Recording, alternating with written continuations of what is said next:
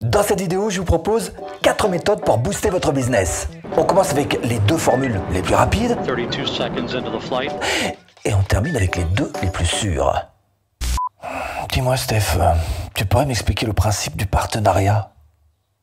Oui, mais quand on parle partenariat, c'est pas forcément faire un échange de produits en passant par la mailing list de votre partenaire. Ça peut être aussi, par exemple, je sais pas, contacter une marque pour Instagram, ça peut être une publication sur votre page Facebook, ça peut être un échange de vidéos sur l'onglet communauté de votre partenaire de chaîne YouTube.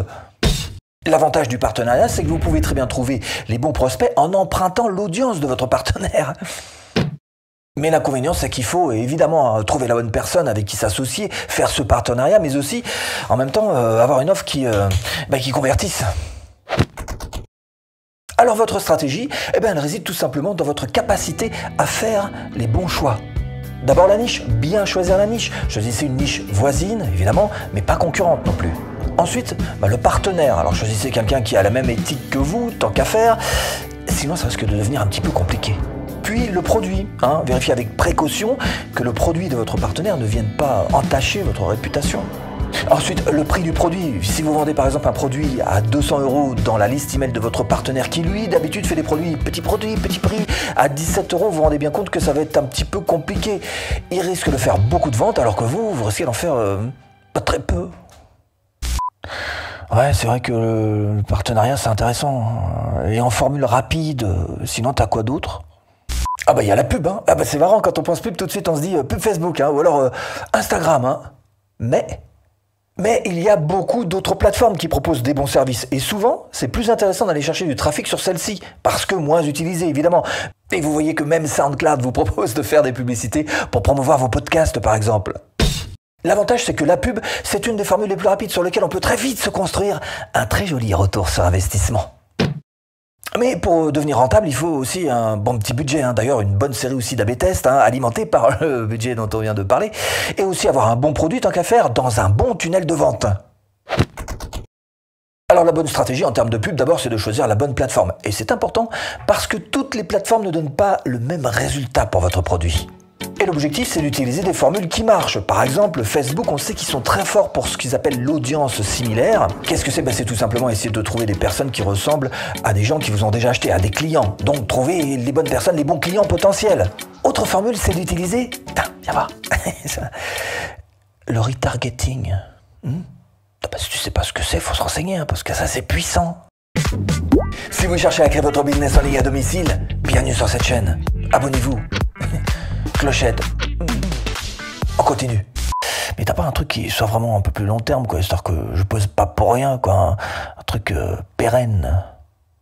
Bon, pour le référencement organique, rien ne vaudra évidemment le duo Google-YouTube, premier moteur de recherche et deuxième moteur de recherche mondial. Mais cela dit, tu peux très bien te tenter aussi avec du Bing, par exemple, qui est un autre moteur de recherche, ou encore, Pinterest, c'est pas loin d'un petit moteur de recherche, quelque part, même si c'est vrai, rien ne vaudra Google-YouTube.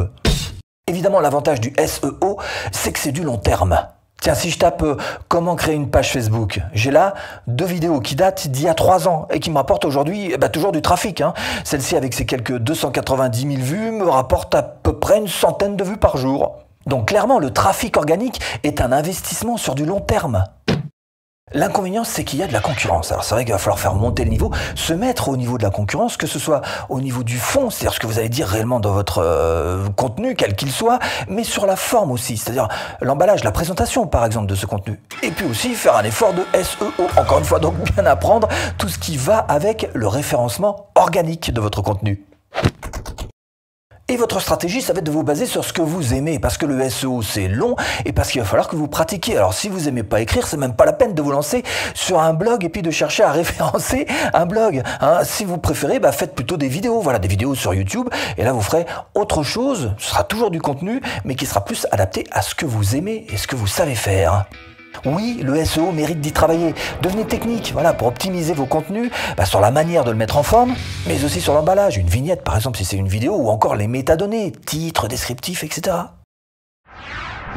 Et retrouvez en description de cette vidéo absolument toutes les formations offertes.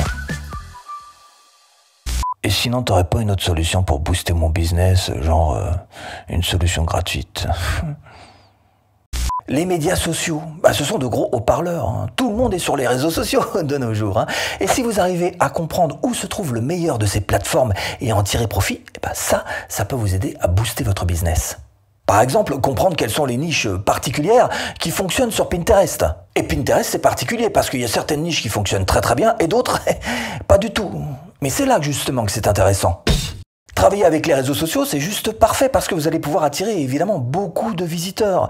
Et d'autant plus si vous cherchez à croiser les audiences, un petit peu comme ce dont je vous parlais tout à l'heure, avec le principe du partenariat.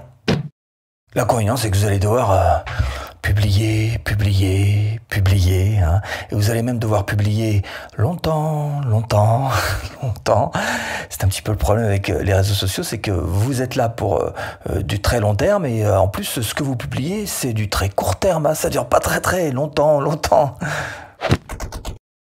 Alors votre stratégie, c'est tout simplement de rester bien focus sur le mot média. On est dans médias sociaux. Ça veut dire qu'il va falloir que vous trouviez votre bon média. Quel est-il? Est-ce que vous préférez le son, podcast? Est-ce que vous préférez l'écrit, les blogs? Est-ce que vous préférez les vidéos, YouTube? À vous de trouver le bon moyen d'expression. Cherchez aussi à avoir une communauté. Ça passe pas d'ailleurs forcément par monter son propre groupe Facebook. Hein. Vous pouvez très bien devenir un référent sur quelques groupes Facebook bien ciblés. Auquel cas, vous donnez accès tout simplement à l'audience de quelqu'un d'autre. Et si vous voulez aller plus loin et créer votre propre business en ligne, même en partant de zéro, je vous mets là-dessous ou en premier lien de description une formation offerte. À tout de suite. Et si tu cliques.